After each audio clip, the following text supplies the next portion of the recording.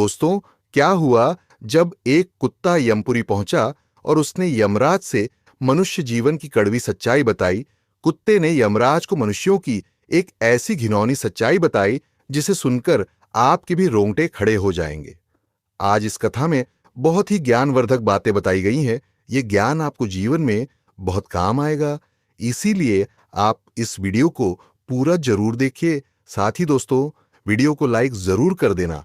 हम बहुत मेहनत करके वीडियो बना रहे हैं, लेकिन कोई लाइक और शेयर नहीं करता। प्लीज आप सभी से रिक्वेस्ट है कि आप हमारे चैनल को सपोर्ट जरूर करें। तो चलिए दोस्तों, शुरू करते हैं। प्राचीन काल की बात है। मध्य देश के हृदय में एक अत्यंत सुंदर और समृद्ध नगरी बसी हुई थी।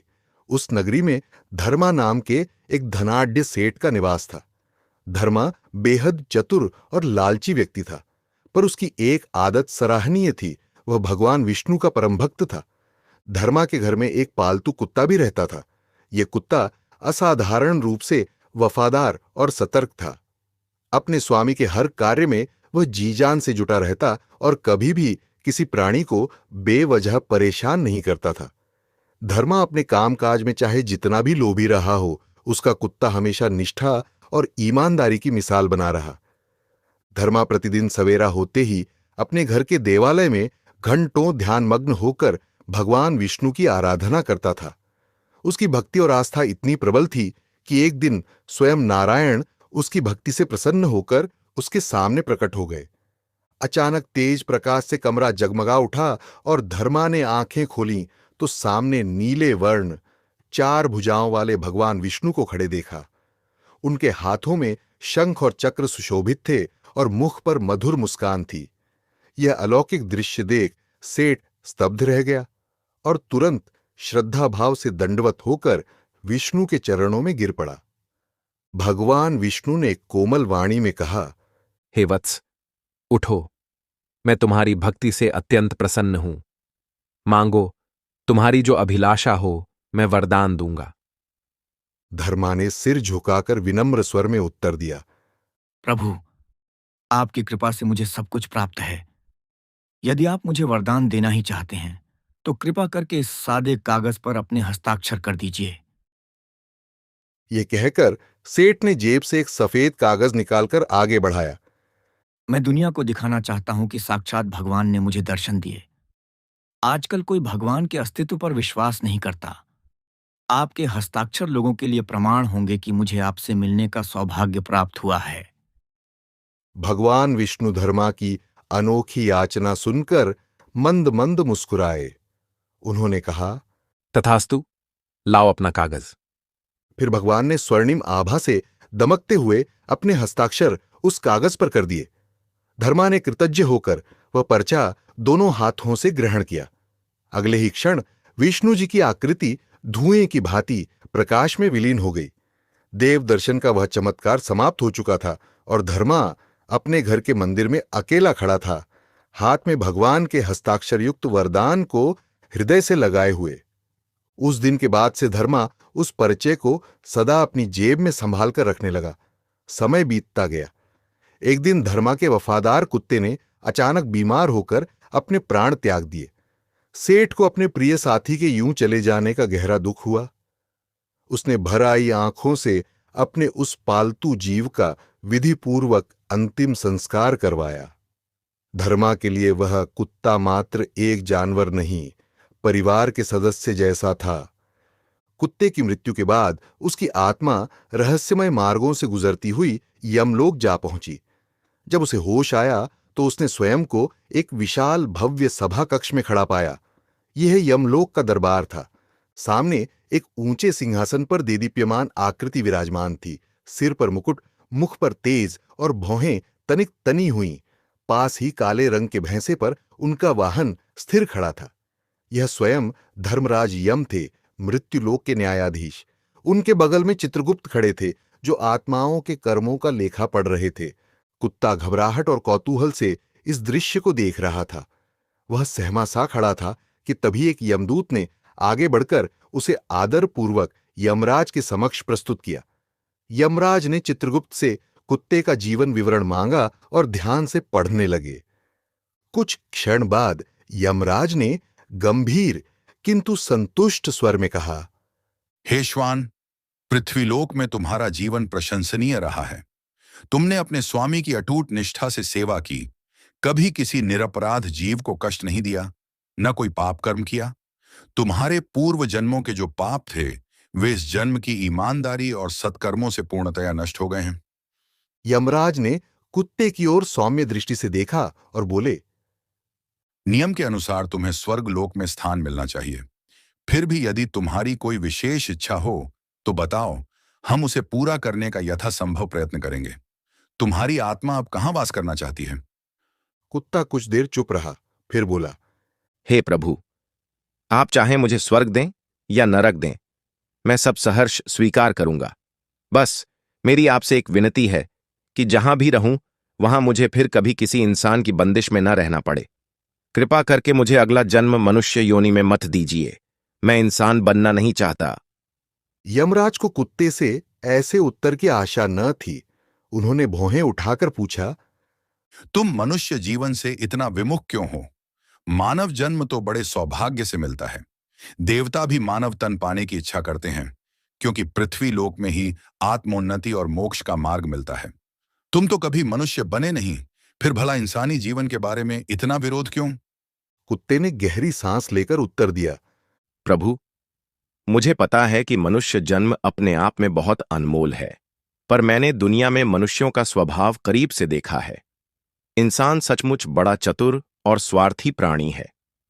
यमराज ने आश्चर्य से पूछा, स्वार्थी तो कई जीव होते हैं, पर तुम इंसान को इस तरह क्यों कोस रहे हो? तुमने तो यहां तक कहा कि मनुष्य भगवान को भी धोखा देता है। यह कैसे संभव है? कुत्ता शांत स्वर में समझाने लगा, महाराज, मनुष्य जब अपना स्वार्थ सिद्ध करने पर उतारू होता है तब सही गलत का सोच नहीं करता। उसके भीतर का लोभ उसे निरंतर कचोटता रहता है, जिसके फलस्वरूप वह स्वयं भी दुखी रहता है और दूसरों को भी दुख देता है। अपना हित साधने के लिए मनुष्य हम जैसे निरीह जानवरों को गुलाम बनाकर काम लेता है। अपने सुख के लिए वह दूसरे का दुख बढ़ाने से भी नहीं चूकता, यहां तक कि वह भगवान को भी धोखा देने से बाज नहीं आता। यमराज ने प्रश्न भरी निगाहों से उसकी ओर देखा और कहा, इंसान भगवान को कैसे धोखा देता है? जरा स्पष्ट करके बताओ। कुत्ते ने उत्तर दिया, जब मनुष्य मंदिर में जाता है तो बड़ी श्रद्धा से विनती करता है, हे भगवान, मेरा यह काम बन जाए तो मैं आपके चरणों में इतना धन चढ़ाऊंगा, आपका भंडारा करूंगा, बहुत से गरीबों में दान दूंगा। पर ये सब बातें वह केवल अपना काम निकलवाने के लिए कहता है। जैसे ही उसका काम पूरा हो जाता है वह अपने वादे से पलट जाता है। फिर कहता है, भगवान के पास तो सब कुछ है, भला मैं उन्हें क्या दे सकता हूं, और किसी दान पुण्य में हाथ नहीं लगाता। मनुष्य आगे बढ़ने की होड़ में अपनों का शोषण करने और एक दूसरे की टांग खींचने में लगा रहता है। न खुद ऊपर उठता है न दूसरों को उठने देता है। अपने स्वार्थ के लिए वह किसी को भी धोखा दे सकता है। उसकी धूर्तता का आलम यह है कि भगवान को भी लालच देकर अपना मतलब साध लेता है और काम निकल जाने पर मुकर जाता है। हे धर्मराज, इंसानों के दुष्कर्म गिनते जाऊं तो शायद मेरी वाणी समाप्त हो जाए, पर उनकी बुराइयों की सूची खत्म नहीं होगी। उनकी चतुराई के आगे देवता भी मात खा जाएंगे। कुत्ते के मुख से मनुष्य जाति की ऐसी भर्त्सना सुनकर यमराज को क्रोध आ गया। उन्हें लगा कि यह तुच्छ प्राणी उनकी सभा में उनकी मर्यादा का अपमान कर रहा है। यमराज क्रोध में भरकर दहाड़ उठे। यमराज ने दूतों को आदेश दिया, तुरंत पृथ्वी लोक जाओ और इस कुत्ते के स्वामी धर्मा सेठ को जीवित ही यहां ले आओ। मैं खुद देखना चाहता हूं कि वह हमारे सामने कैसी चालाकी करता है। यदि कुत्ता गलत निकला तो इसे नरक में कठोर दंड भोगना पड़ेगा। यमराज का आदेश पाते ही दो बलशाली यमदूत बोले, जो आज्ञा महाराज, और अदृश्य मार्ग से पृथ्वी लोक की ओर प्रस्थान कर गए। कुत्ते ने यह सब सुनकर मन ही मन संतोष की मुस्कुराहट के साथ यमराज को प्रणाम किया। उसे पूरा विश्वास था कि उसका स्वामी एक जीवित मनुष्य यमलोक में आकर जरूर कोई न कोई उलटफेर करेगा। धरती पर उस रात चंद्रमा मंद प्रकाश फैला रहा था। धर्मा सेठ दिन भर के कामकाज के बाद अपने बिस्तर पर गहरी नींद में सो रहा था। सहसा कमरे में दो छाया मूर्ति जैसी आकृतियां उभर आईं। ये यमलोक के दूत थे। उन्होंने सोते हुए सेठ को चारपाई समेत उठाया और बिना आहट किए हवा में उड़ चले। सेठ को पता भी नहीं चला कि वह नींद में कब यमलोक की यात्रा पर निकल चुका है। कुछ दूर रहस्यमय अंधकार में उड़ते जाने के बाद ठंडी हवा के झोंके से धर्मा की आंख खुल गई। उसने स्वयं को हवा में उड़ते पाया तो भय से चीख पड़ा। कौन हो तुम? मुझे कहाँ ले जा रहे हो? एक यमदूत ने भारी गर्जना जैसी आवाज में उत्तर दिया। मनुष्य, शांत रहो।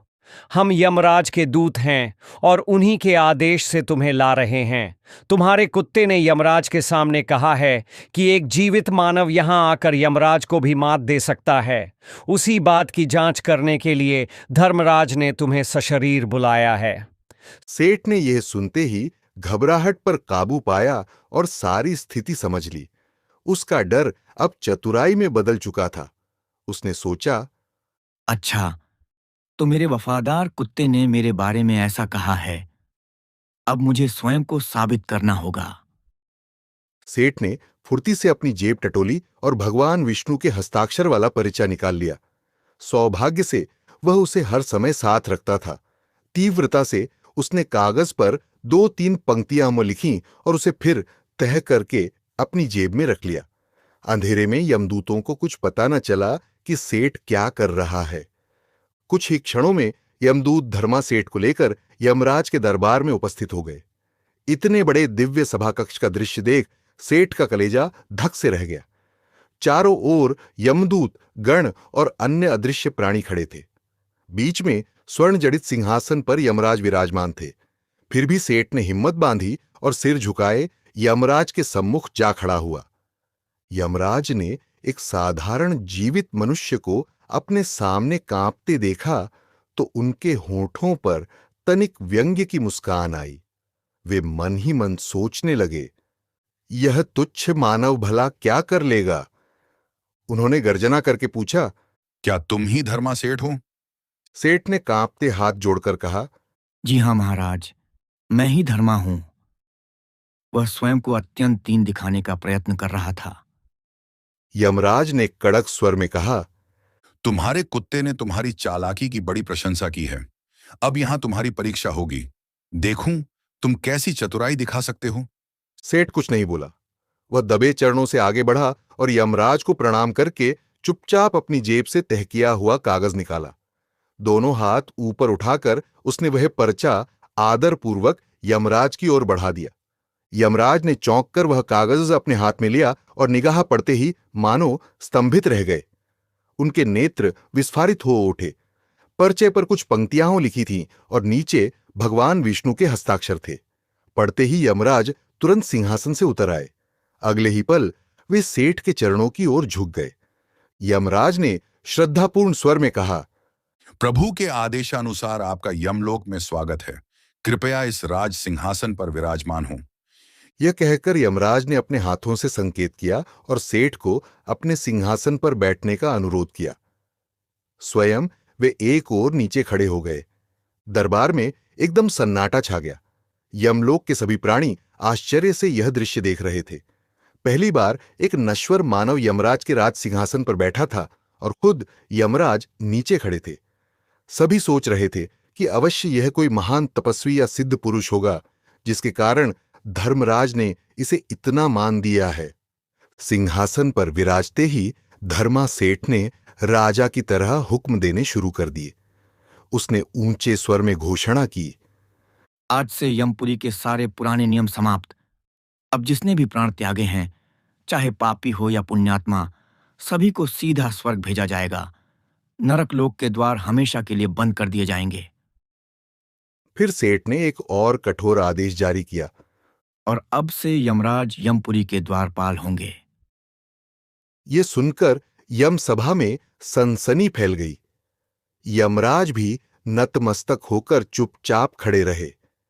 सेठ के इन अप्रत्याशित आदेशों से देवलोक में हड़कंप मच गया। इंद्र समेत सभी देवगण व्याकुल हो उठे, पर यमलोक के नए अधिपति के निर्णय को तुरंत बदल पाना किसी के वश में नहीं था। सबके मन में यही प्रश्न था कि अब आगे क्या होगा।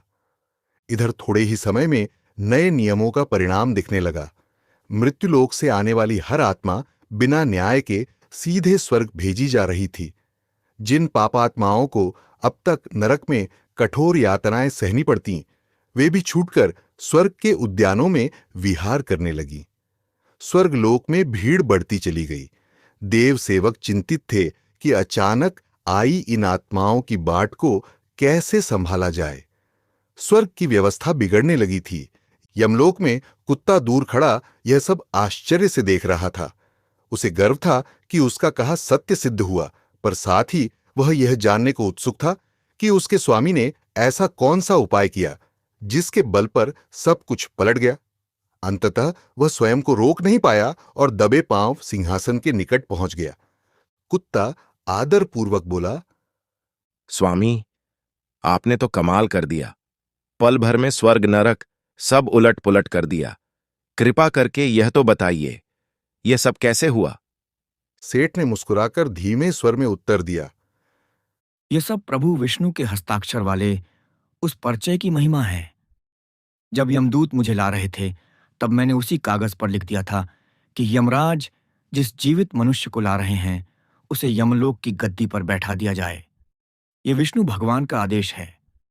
कागज पर भगवान के दस्तखत पहले से मौजूद थे, इसलिए यमराज को लगा कि खुद विष्णु ने यह आदेश दिया है। बस उन्होंने तत्काल मेरा कहा मान लिया।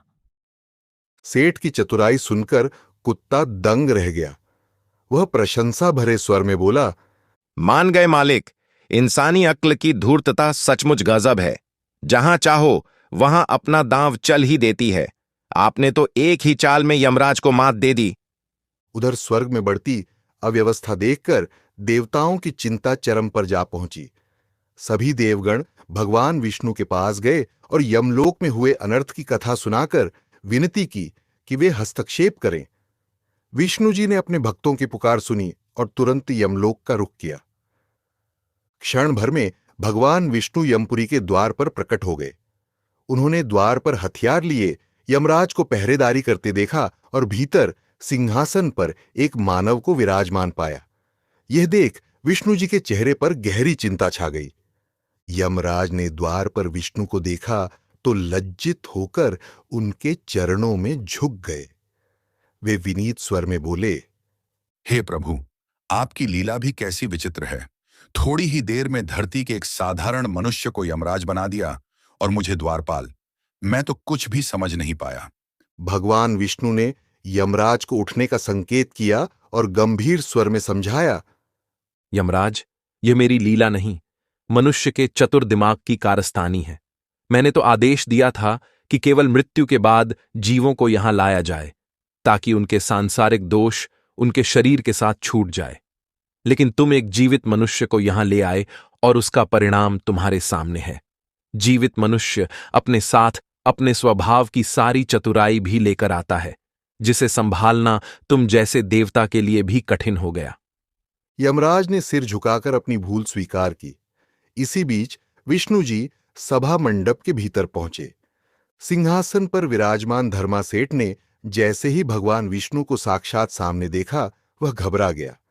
वह तुरंत सिंहासन छोड़कर घुटनों के बल बैठ गया और कांपती आवाज में बोला, हे विष्णु प्रभु, मुझसे बड़ी भूल हो गई जो मैंने यमलोक में इतना उपद्रव कर डाला। मैं तो बस यमराज को एक जीवित मनुष्य की बुद्धि का बल दिखाना चाहता था।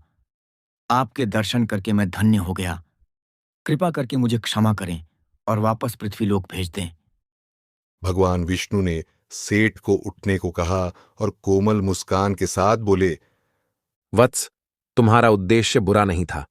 तुमने यमराज को एक महत्वपूर्ण सीख दी है, इसलिए मैं तुम्हें क्षमा करता हूं। अब तुम्हें पृथ्वीलोक लौट जाना चाहिए।